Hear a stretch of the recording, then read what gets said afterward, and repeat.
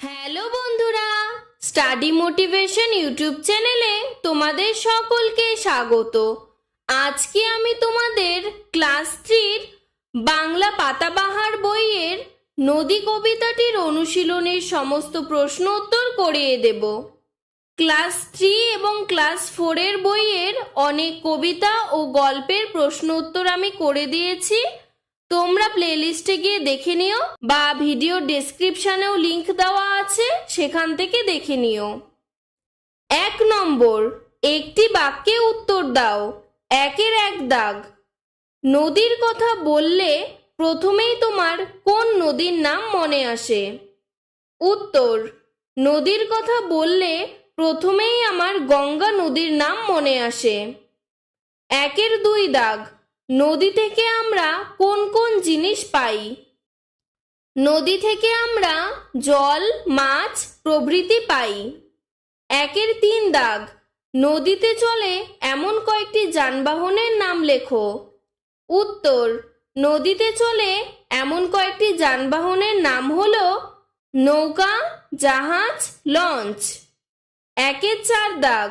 নদীতে পাওয়া যায় এমন কয়েকটি মাছের নাম লেখো। উত্তর, নদীতে পাওয়া যায় এমন কয়েকটি মাছের নাম হলো রুই, কাতলা, কই ইত্যাদি। 1-এর 5 দাগ। নদীর ওপর সেতু তৈরি করা হয় কেন? উত্তর, নদীর ওপর দিয়ে যাত্রী ও পণ্য যাতায়াত করার জন্য সেতু তৈরি করা হয়। 2 নম্বর, নিচে পশ্চিমবঙ্গের কয়েকটি নদীর নাম দেওয়া হলো। নদীগুলি কোথায় তা শিক্ষিকা শিক্ষকের কাছ থেকে জেনে নিয়ে লেখো। ভাগীরথী মুর্শিদাবাদ, অজয় বর্ধমান, তিস্তা জলপাইগুড়ি, ইচ্ছামতি উত্তর 24 পরগনা, সুবর্ণরেখা পশ্চিম মেদিনীপুর, জলঢাকা জলপাইগুড়ি, দামোদর বর্ধমান, তোরসা জলপাইগুড়ি কোচবিহার, রূপনারায়ণ হাওড়া, গন্ধেশ্বরী বাঁকুড়া, রায়মঙ্গল দক্ষিণ 24 পরগনা, গোসাবা দক্ষিণ 24 পরগনা, কংসাবতী বাঁকুড়া পশ্চিম মেদিনীপুর, চূর্ণী নদিয়া। 3 নম্বর, নিচের প্রশ্নগুলির উত্তর নিজের ভাষায় লেখো। 3-এর 1 দাগ।